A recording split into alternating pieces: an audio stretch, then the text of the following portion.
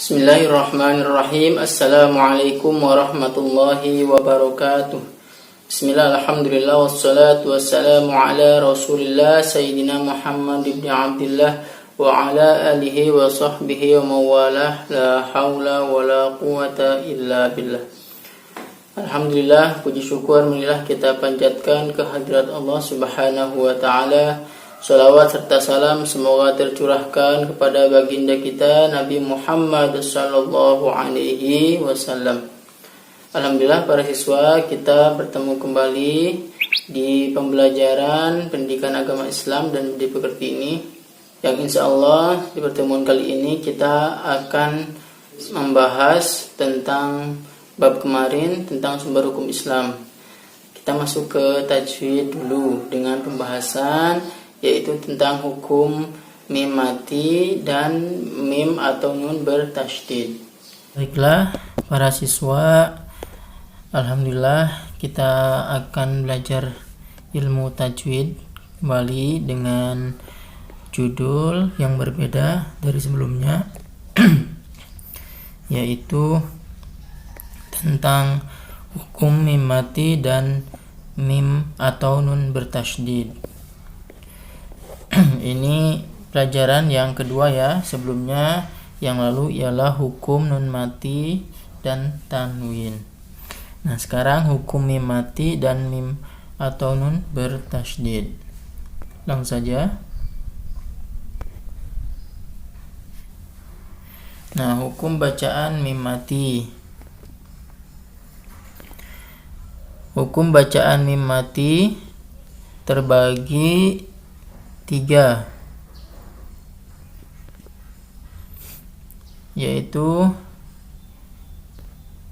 ikhfa syafawi, idgham mimi, izhar syafawi. Nah, ikhfa syafawi ini hurufnya ada 1, yaitu ba saja, sedangkan idgham mimi itu mim, dan izhar syafawi itu hurufnya selain ba dan mim. Jadi semua huruf hijaiyah selain ba dan mim ini banyak sekali ya. Nah, oke. Mari kita masuk ke satu persatu. Ikhfa syafawi artinya menyamarkan. Nah, ikhfa syafawi, ikhfa artinya menyamarkan, sedang syafawi berasal dari kata syafatun, artinya bibir. Jadi ikhfa syafawi ini berarti menyamarkan bacaan di bibir atau menyamarkan bacaan mim di bibir. Ikhfa syafawi terjadi apabila mim mati bertemu dengan huruf ba. Cara membacanya dengan menyamarkan bacaan mim mati di bibir sambil didengungkan. Ditahan, didengungkan 2 harokat. Ya. Seperti biasa, langsung saja ke contohnya.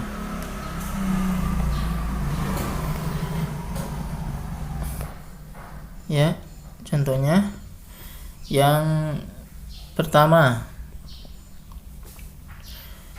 dakhaltum bihinna. Jadi ditahan 2. Dakhaltum bihinna. Jadi sama seperti membacanya seperti yang kemarin, iklab yang satu versi, yaitu mimnya itu didengungkan dan jangan dirapatkan bibirnya agar dengung.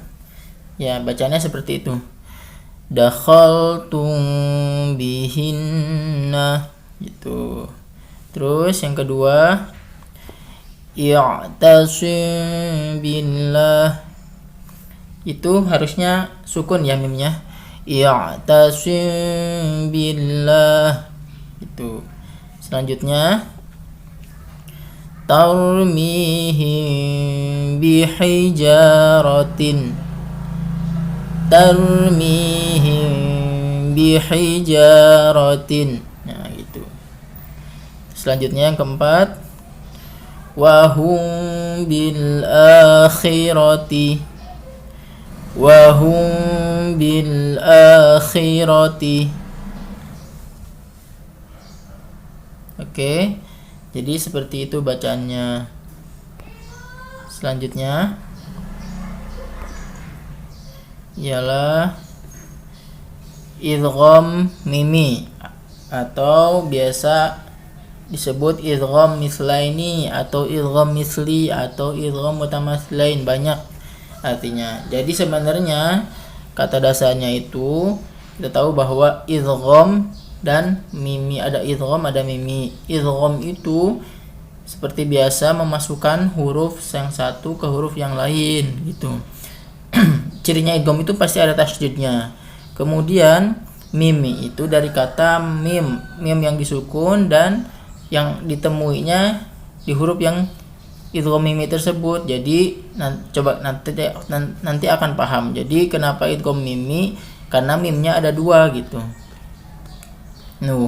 Cara membacanya seperti mengarahkan mim rangkap atau mim mati bertasydid.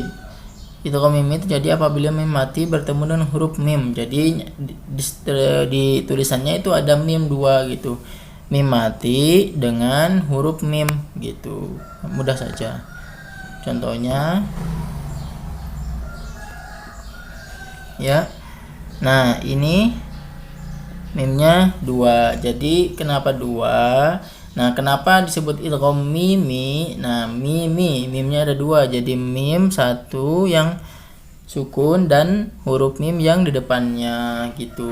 Atau mutamathilain, ya, mim yang sama, atau mim mislain, atau mim yang sama artinya gitu.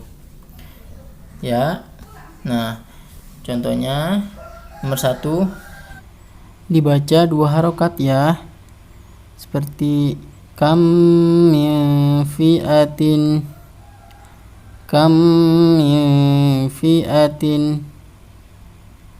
itu ya. Jadi ditahan 2 harokat.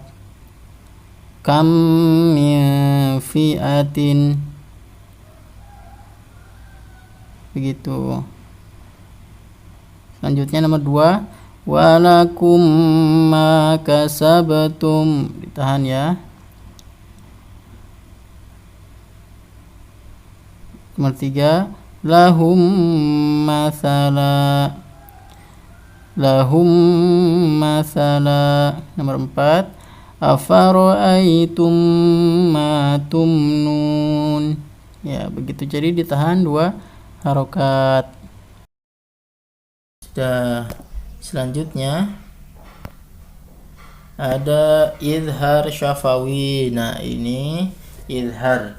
Artinya izhar itu jelas, syafawi itu dari kata syafatun tadi, bibir. Nah, jadi izhar syafawi itu membaca dengan jelas di bibir. Artinya membaca mim tersebut dengan jelas. Nah, hurufnya itu terjadi apabila huruf-huruf mim mati tersebut menghadapi huruf-huruf selain huruf mim dan ba. Cara membacanya ya sama, mim mati tersebut dijelaskan dengan bibirnya tertutup. Nah, contohnya banyak nih di surat Al-Fatihah. Shiratal ladzina an'amta gitu ya. Terus alaihim gampang ini. Alaihim ghairi annahum ila rabbihim wa hum raji'un lahum fiha alaihim waladdallin, gitu ya. Udah saja. Terus yang terakhir, hukum bacaan nun dan mim bertasydid. Ini biasanya disebut gunnah. Nah, apabila ada huruf mim dan nun yang bertasydid, maka hukum bacaan disebut gunnah, yaitu pada jalur hidung, keluarnya itu jalur hidung kayak ngirung. Sedangkan nama bacaannya ditahan 1 alif 2 harokat, ditahan. Contohnya summa di hidung ya. Mimma, lamma, ummatukum. Nah, sama 2 harokat. mim atau nun bertasydid sama saja. Ya. Nah, alhamdulillah selesai. Sekarang kita analisis masuk ke ayat yang akan kita baca. Baik, sekarang kita analisis ya. Ini ada beberapa yang saya lingkari. Mim mati semua. Nah, apa hukumnya mim mati tersebut? Ayo dijawab. Ya, betul. Jadi yang pertama adalah idgham mislain, karena mim mati bertemu mim yang bertasydid.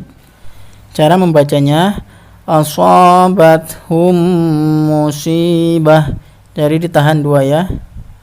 Asabathum musibah, begitu. Terus selanjutnya ialah hukumnya semuanya selain yang tadi itu merupakan idhar syafawi. Aidihim thumma, gitu. Terus fi qulubihim fa'arid anhum wa'izhum wa qul lahum fi anfusihim qawlam. Ya, kalau idhar syafawi tidak perlu ditahan, jadi langsung saja begitu ya.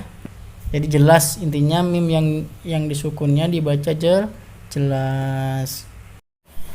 Baik para siswa, marilah kita tadarus bersama membaca Al-Quran Surat An-Nisa ayat 61 sampai 63 ya, 3 ayat. Mari kita baca.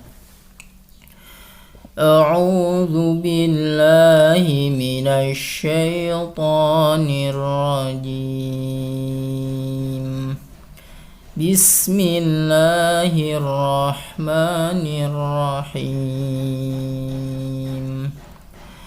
وَإِذَا قِيلَ لَهُمْ تَعَالَوْا إِلَى مَا أَنزَلَ اللَّهُ وَإِلَى الرَّسُولِ رَأَيْتَ الْمُنَافِقِينَ يَصُدُّونَ عَنكَ صُدُودًا فَكَيْفَ إِذَا أَصَابَتْهُم مُّصِيبَةٌ بِمَا قَدَّمَتْ أَيْدِيهِمْ فَكَيْفَ إِذَا أَصَابَتْهُم مُّصِيبَةٌ بِمَا قَدَّمَتْ أَيْدِيهِمْ ثُمَّ جَاءُوكَ يَحْلِفُونَ بِاللَّهِ إِنْ أَرَدْنَا إِلَّا إِحْسَانًا وَتَوْفِيقًا أُولَئِكَ الَّذِينَ يَعْلَمُ اللَّهُ مَا فِي قُلُوبِهِمْ فَأَعْرِضْ عَنْهُمْ وَعِظْهُمْ وَقُل لَّهُمْ فِي أَنفُسِهِمْ قَوْلًا بَلِيغًا Shadaqallahul Azim. Alhamdulillah, pembacaan Al-Quran telah kita laksanakan. Mudah-mudahan apa yang telah kita baca, Allah Subhanahu wa Ta'ala menerima bacaan kita dan menjadikan rahmat bagi kita semua. Dan mudah-mudahan apa yang akan kita pelajari bersama di pertemuan kali ini, mudah-mudahan Allah mudahkan dan berkahkan. Amin ya Allah ya Rabbal Alamin. Untuk selanjutnya kita masuk ke materi. Baiklah, kita masuk ke materi ya, yaitu tentang sumber hukum Islam. Sebetulnya tentang hukum Islam ini sudah banyak dibahas oleh Bapak Munir ya di video yang lalu, di minggu yang lalu. Nah, mungkin dan teman-teman dan para siswa juga sudah banyak mengetahui tentang hukum Islam, mulai dari Al-Quran, sumber hukum Islam, mulai dari Al-Quran, kedudukannya, fungsinya, kemudian hadis, pengertian, macam-macam, dan kemudian fungsinya juga kan, terus ijtihad, beberapa bentuk, juga ada hukum taklifi dan wad'i. Nah, di sini saya hanya sedikit menambahkan tentang apa-apa yang mungkin belum disinggung oleh Bapak Munir tersebut. Yaitu pertama kita akan bahas tentang Al-Quran ya. Kita tahu sudah dijelaskan oleh Bapak Munir bahwa Al-Quran merupakan wahyu Allah yang diturunkan kepada Nabi Muhammad SAW melalui perantara malaikat Jibril. Nah, kemudian menjadi ibadah jika kita membacanya. Nah, kemudian dalam Al-Quran tersebut terdapat berapa surat? Ada 114 surat. Nah, kemudian ada 6.666 ayat. Nah, sebetulnya dalam Al-Quran ini terdapat ayat-ayat yang muhkamat dan mutasyabihat. Nah, apa itu ayat-ayat yang muhkamat dan mutasyabihat? Ayat-ayat muhkamat yaitu ayat-ayat yang sudah jelas, yang tidak perlu pemikiran, yang tidak ambigu, yang sudah umum. Seperti ayat aqimus sholat wa atuz zakat, itu kan dirikanlah kamu sekalian sholat dan zakat. Itu sudah dipaham oleh seluruh umat Islam bahwa kita harus mendirikan sholat dan menunaikan zakat. Nah, itu salah satu contohnya ayat, dan itu tidak memerlukan banyak penafsiran dari para ulama, begitu ya. Terus yang kedua yaitu ada jenis ayat yang mutasyabihat. Nah, mutasyabihat ini maksudnya ayat yang tidak jelas atau memerlukan penafsiran para ulama tafsir. Contohnya Mafatihus Surat, jadi pembuka-pembuka surat seperti Alif Lam Mim Ha Mim, terus apalagi Alif Lam Ra, dan masih banyak lagi. Nah, itu ayat tersebut kalau diartikan itu sebenarnya tidak tahu maknanya. Nah, makanya butuh ulama-ulama tafsir yang menafsirkan ayat-ayat tersebut. Nah, itu termasuk ayat-ayat mutasyabihat, begitu ya. Nah, dan masih banyak lagi ayat-ayat mutasyabihat tersebut. Dalam Al-Quran terdapat ayat-ayat makkiyah dan ayat-ayat madaniyah, yaitu ayat makkiyah adalah ayat-ayat yang diturunkan di kota Mekah, dan salah satu cirinya ialah ayat yang diawali dengan kata ya ayyuhan nas. Nah, itu biasanya ayat-ayat tersebut termasuk surat-surat makkiyah kebanyakan, tapi tidak seluruhnya. Ada sebagian ayat yang diawali dengan ya ayyuhan nas, termasuk surat Madinah, begitu. Tapi kebanyakan seperti itu. Kemudian ada juga surat ayat madaniyah, yaitu ayat yang diturunkan di Madinah, dan biasanya ciri-cirinya ialah diawali dengan kata ya ayyuhalladzina amanu, ya ayyuhalladzina amanu. Nah, mengapa ketika surat ayat tersebut biasanya diawali dengan ayat ya ayyuhan nas? Karena ketika itu di kota Mekah mayoritasnya itu bukan Islam, jadi bukan Muslim, jadi masih kebanyakan orang-orang kafir. Makanya dikatakan ya ayyuhan nas, wahai para manusia, begitu. Manusia itu maksudnya tidak hanya spesifik orang Muslim, karena masih banyak orang-orang kafir. Dan begitu juga di kota-kota Madinah, karena di kota Madinah ini sudah kebanyakan mayoritasnya sudah masuk Islam. Jadi disebutkan diawali dengan kata ya ayyuhalladzina amanu, wahai orang-orang yang beriman. Tentunya orang yang beriman pasti orang Islam, begitu. Itu ciri-cirinya salah satunya.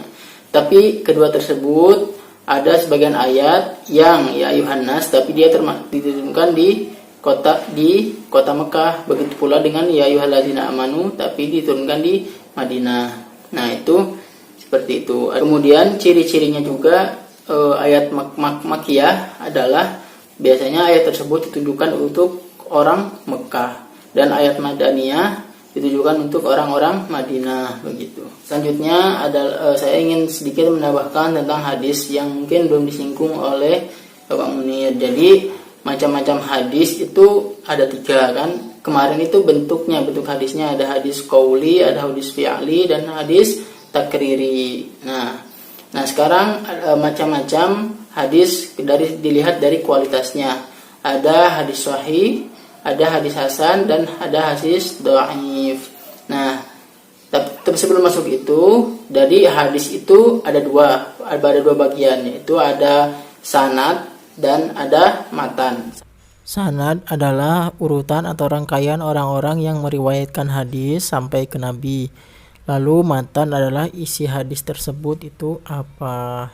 Nah, hadis sahih itu ialah hadis yang dilihat sanadnya bersambung, kemudian perawinya adil dan dobit, artinya dobit itu kuat hafalannya, begitu. Matannya tidak memiliki syad dan ilat, atau tidak memiliki kecacatan dan sebab yang dan ilat atau penyebab yang menimbulkan cacatnya hadis tersebut, gitu.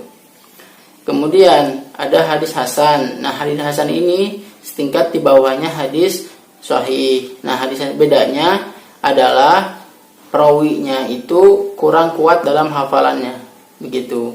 Jadi kalau hadis sahih itu perawinya sangat kuat hafalannya, tapi kalau hadis hasan itu perawinya kurang kuat dalam hafalannya. Tapi matan dan semuanya sama, yaitu matannya tidak memiliki syad atau cacat dan ilatnya atau sebab yang menimbulkan kecacatan hadis tersebut. Itu. Terus kemudian yang terakhir ada hadis dhaif. Hadis dhaif ialah hadis yang tidak memiliki kriteria hadis sahih. Begitu. Jadi mungkin dari dalam sanadnya perawinya tidak adil atau tidak dobit, begitu, mempunyai banyak kecacatan atau ilatnya, begitu. Baik, jadi untuk hadis dhaif sebetulnya ada beberapa hadis dhaif yang memang digunakan oleh kalangan umat muslim dengan alasan sebagai fadailul a'mal, dengan tujuan ingin mendekatkan diri kepada Allah dengan cara meningkatkan amalan-amalan seperti zikir, sholawat, memperbanyak zikir, memperbanyak sholawat, terus memperbanyak puasa, ya. Dengan begitu diperbanyak kualitas dan kuantitasnya, asal tidak bertentangan dengan Al-Quran dan hadis, begitu. Nah, intinya seperti itu.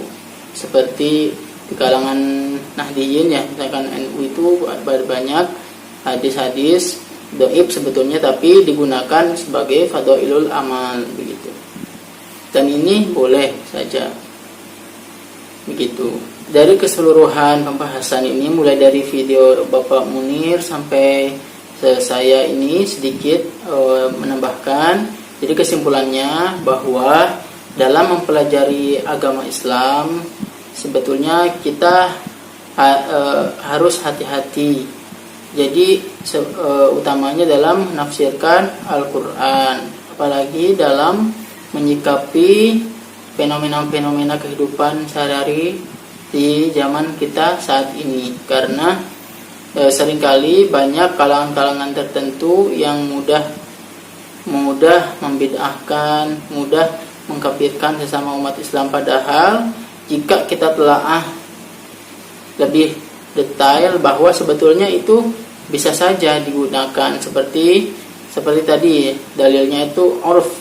Tadi kan ada adat istiadat yang memang jika tidak menyalahi aturan Al-Quran dan hadis, ya itu boleh saja dilestarikan, begitu kan. Jadi seperti itu. Kemudian ada dalil di kalangan Nahdiyin, ada tahlilan, kemudian ada banyak ya tahlilan, kemudian ada apa lagi, selamatan ya begitu dan sebagainya. Itu semuanya isinya baik ya begitu. Jadi jangan mudah membid'ahkan orang lain, karena sebetulnya ilmu Al-Quran, hadis dan ini sangat banyak yang harusnya kita pelajari bersama-sama supaya kita mendapatkan ilmu. Semakin kita mendapatkan ilmu, akan semakin kita tahu bahwa sebetulnya amalan-amalan tersebut ada dalilnya begitu ya. Begitu pesan dari saya. Jadi pesannya, setelah kita tahu ilmu-ilmu tersebut ini, lebih bijak dalam menyikapi fenomena-fenomena yang ada di masyarakat kita saat ini, seperti itu. Tugasnya, ada tugas ya, yaitu coba dibaca ayat yang tadi, yang 3 ayat ya, surat An-Nisa ayat 61 sampai 63, divideokan ya tugasnya. Terus dikirim ke saya. Jadi hanya membaca ayat 61 sampai 63 di video, terus videonya dikirim ke saya ya via WhatsApp. Ya mungkin itu saja dari saya. Terima kasih. Mohon maaf bila ada kata-kata yang kurang berkenan, yang banyak kekurangan. Terima kasih. Wassalamualaikum warahmatullahi wabarakatuh. Tetap semangat ya.